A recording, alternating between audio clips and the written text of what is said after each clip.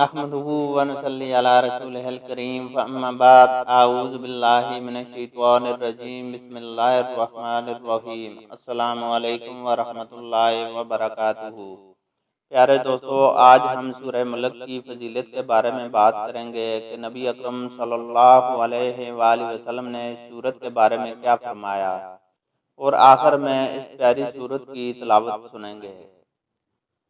حضرت عبداللہ بن مسعود رضی اللہ تعالیٰ عنہ سے روایت ہے کہ نبی اکرم صلی اللہ علیہ وآلہ وسلم نے فرمایا، سورہ ملک عذاب قبر سے رکاوٹ ہے۔ ایک اور جگہ پر نبی اکرم صلی اللہ علیہ وآلہ وسلم نے فرمایا کہ قرآن پاک میں 30 آیات پر مشتمل ایک سورت ایسی ہے جس نے اپنے پڑھنے والے کی شفاعت کی، حتیٰ کہ اسے جنت میں داخل کروا دیا، اور وہ سورہ ملک ہے۔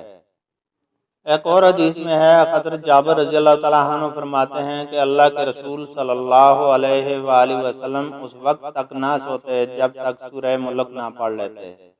تو آئیے دوستو سورہ ملک کی تلاوت سنتے ہیں۔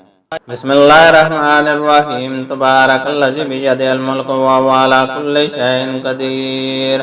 الذی خلق الموت والحیاۃ لیبلواکم ایکم احسن عملا وہو العزیز الغفور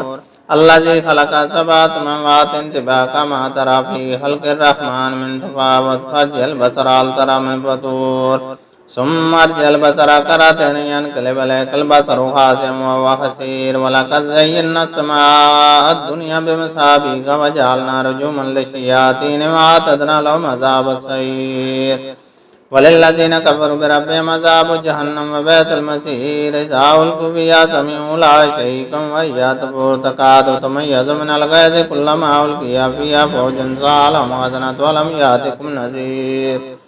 قالوا بلى قد جاءنا نذير فكذبنا وقلنا ما نزل الله من شيء إن أنتم إلا في ضلال كبير وقالوا لو كنا نسمع ونعقل ما كنا في أصحاب السعير فاعترفوا بذنبهم فسحقا لأصحاب السعير إن الذين يخشون ربهم بالغيب لهم مغفرة وأجر كبير وأسروا قولكم وجهروا به إنه عليم بذات الصدور لا يعلم من خلق وهو اللطيف الخبير هو الذي جعل لكم الأرض ذلولا فامشوا في مناكبها وكلوا من رزقه وإليه النشور آمنتم من في السماء يخسف بكم الأرض فإذا هي تمور أم أمنتم من في السماء يرسل عليكم حاصبا فستعلمون كيف نذير ولقد كذب الذين من قبلهم فكيف كان نكير ولم يروا إلى الطير فوقهم صفات ويقبضن ما يمسكن إلا الرحمن إنه بكل شيء بصير أمن هذا الذي هو جند لكم ينصركم من دون الرحمن إن الكافرون إلا في غرور أمن هذا الذي يرزقكم إن أمسك رزقه بل لجوا في عتو ونفور ومن يمشي مكبا على وجهه هذا ومن يمشي سويا على صراط مستقيم قل هو الذي أنشأكم وجعل لكم السمع والأبصار والأفئدة قليلا ما تشكرون قل هو الذي ذراكم في الأرض وإليه تحشرون ويقولون متى هذا الوعد إن كنتم صادقين قل إنما العلم عند الله وإنما أنا نذير مبين فلما رأوا زلفة سيئت وجوه الذين كفروا وقيل هذا الذي كنتم به تدعون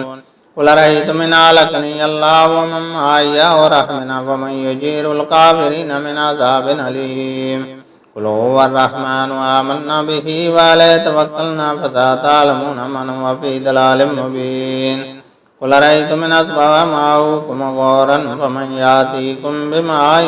معين